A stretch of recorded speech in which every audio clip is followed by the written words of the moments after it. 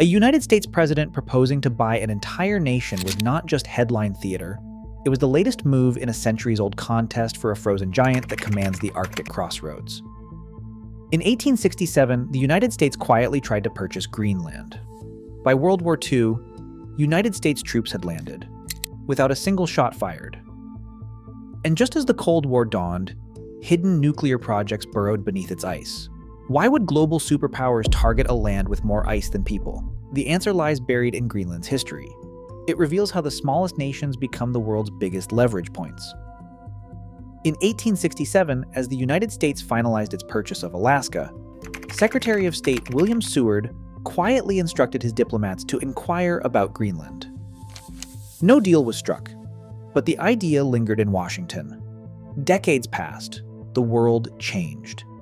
By the early 1940s, Greenland's isolation vanished almost overnight. Nazi Germany invaded Denmark in April 1940, cutting Greenland off from its colonial power. The island, with its ice-choked fjords and remote weather stations, suddenly became a potential outpost for Axis ambitions and a risk for Allied shipping. Its strategic value was suddenly obvious. American officials moved quickly. In April 1941, with Denmark under occupation, the United States signed an agreement with Danish authorities in exile, granting permission to defend and operate on Greenland. Within months, United States Navy ships arrived, building airfields at Narsarsuaq and Sondrestrom, and establishing weather outposts critical for forecasting storms over the North Atlantic.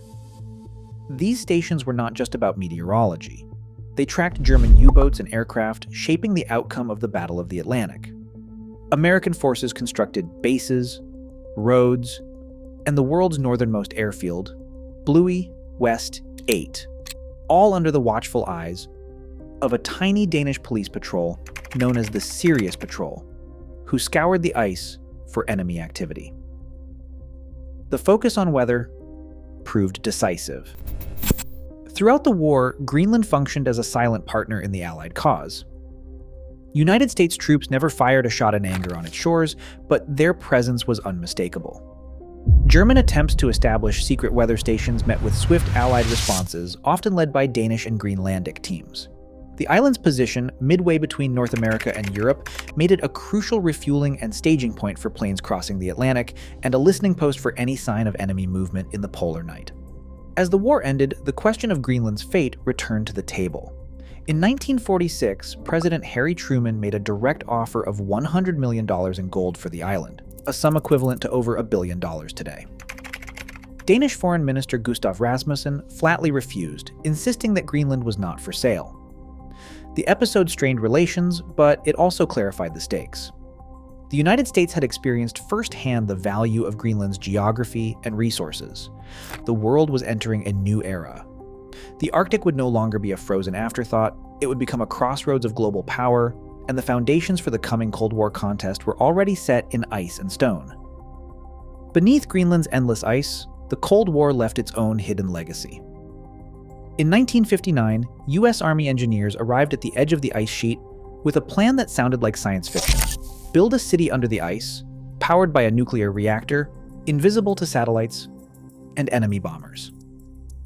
They called it Camp Century. The world knew it as a research outpost.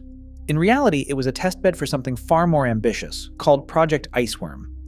The idea behind Project Iceworm was as audacious as any in the nuclear age. The Pentagon envisioned a vast network of tunnels stretching for hundreds of miles below the ice, designed to hide up to 600 nuclear missiles within striking range of the Soviet Union. If one tunnel was destroyed, dozens more would remain. The ice itself would be both shield and camouflage. Construction began in secret. Over 200 soldiers and scientists lived and worked at Camp Century, braving temperatures that plunged to minus 70 degrees Fahrenheit. They carved out laboratories, living quarters, even a chapel, and a barbershop, all powered by a portable nuclear reactor, the first ever deployed in the Arctic, switched on in 1960. But the ice refused to cooperate. Greenland's ice cap is not a static slab. It flows and shifts, crushing steel beams and warping passageways. By 1962, engineers realized the tunnels were deforming much faster than predicted, up to 3 meters per year. The reactor itself had to be shut down and removed in 1964. By 1966, Camp Century was abandoned, its tunnels collapsing under the relentless pressure of the ice. The grand vision of a hidden missile fortress faded into classified archives. Yet the story did not end there. When Camp Century closed, the Army left behind more than memories.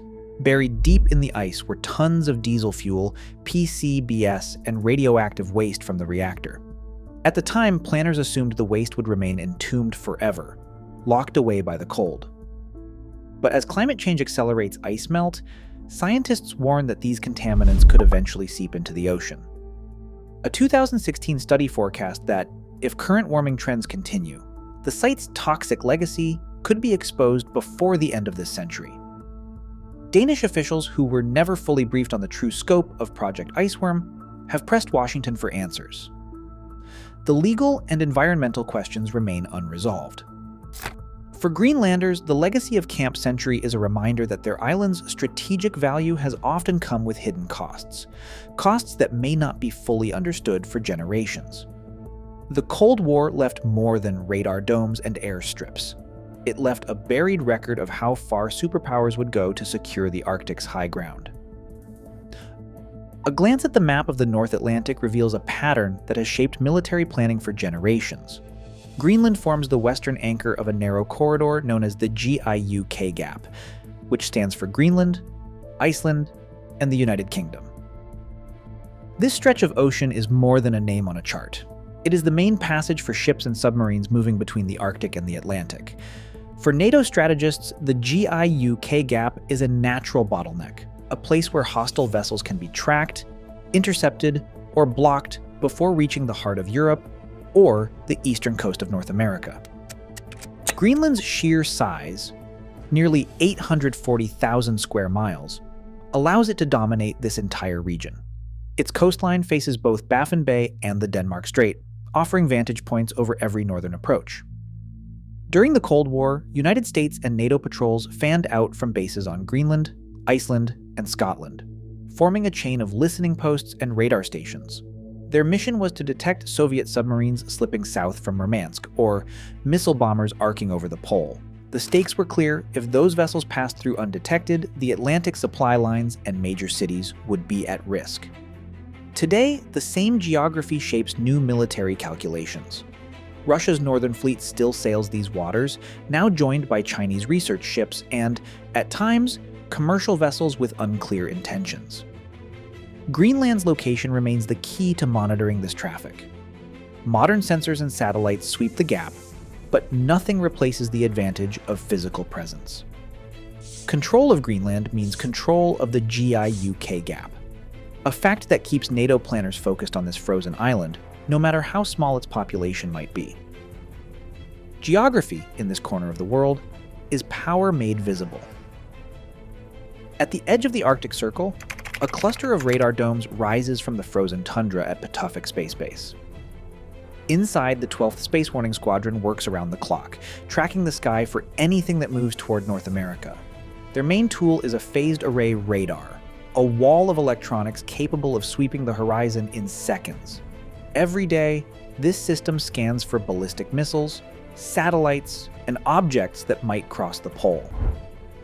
The radar coverage arc stretches thousands of miles, linking directly to NORAD headquarters in Colorado. If a missile launches from Russia or China, Pituffik is among the first to know.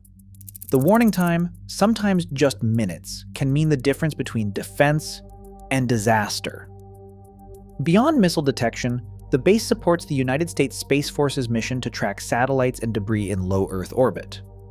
The Pituffik Tracking Station, operated by the 22nd Space Operations Squadron, relays commands to American and Allied spacecraft, ensuring constant eyes on the Arctic. In an era of hypersonic weapons and anti-satellite tests, this capability is no longer theoretical. Pituffik's sensors help identify new threats, from unregistered satellites to objects that change orbit without warning. The base's location is no accident. Greenland's northern latitude provides a vantage point that cannot be matched by sites in Alaska or the UK. Here, the curvature of the Earth works in favor of early detection, offering a direct line of sight to polar trajectories. The airfield remains open year-round.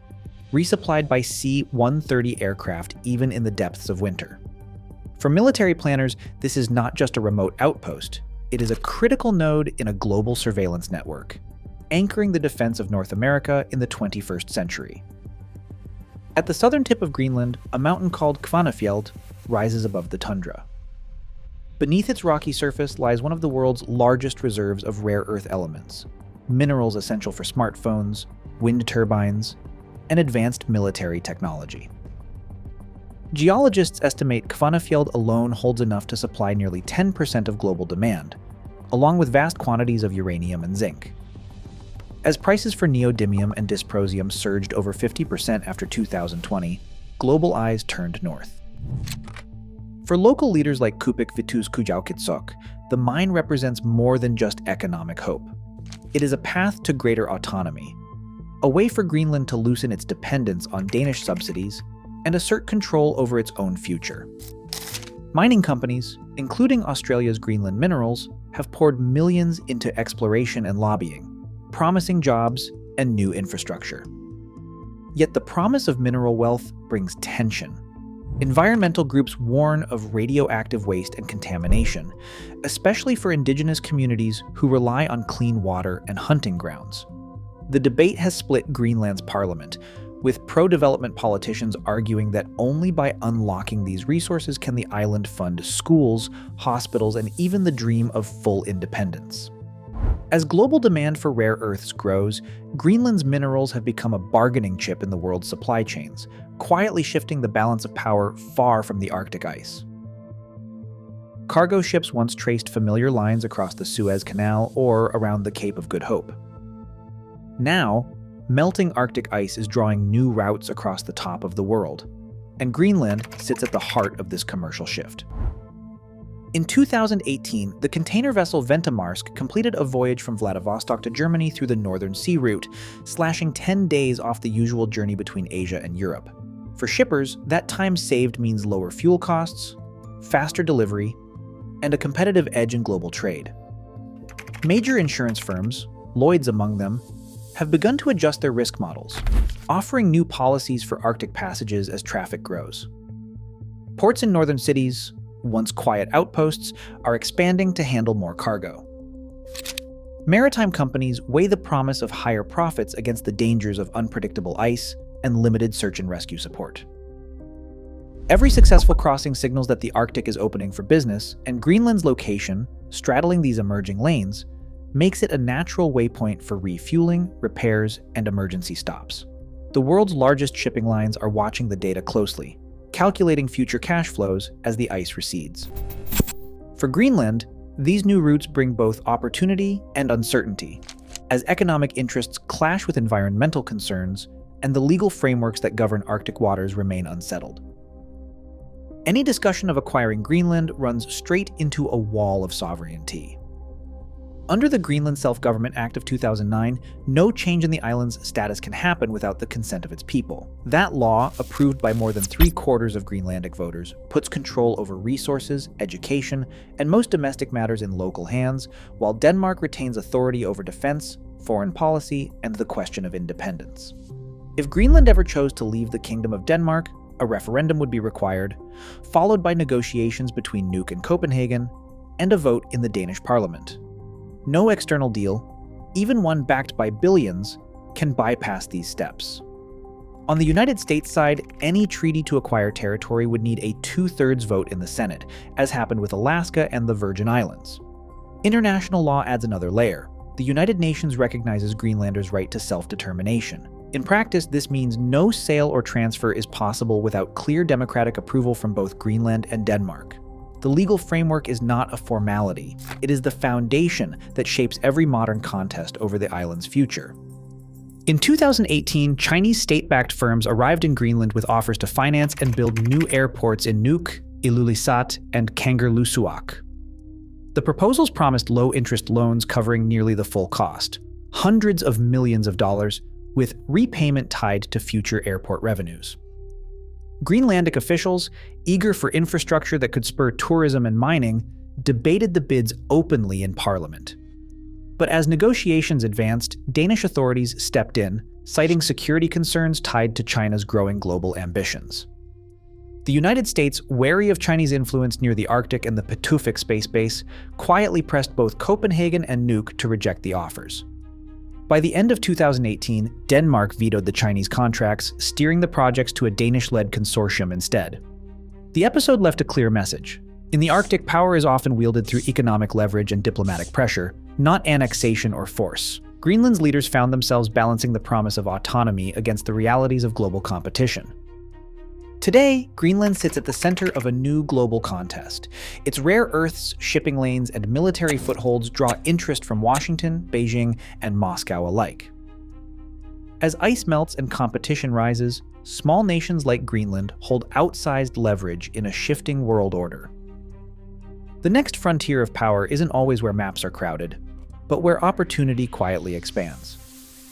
What would you do with the world watching your doorstep?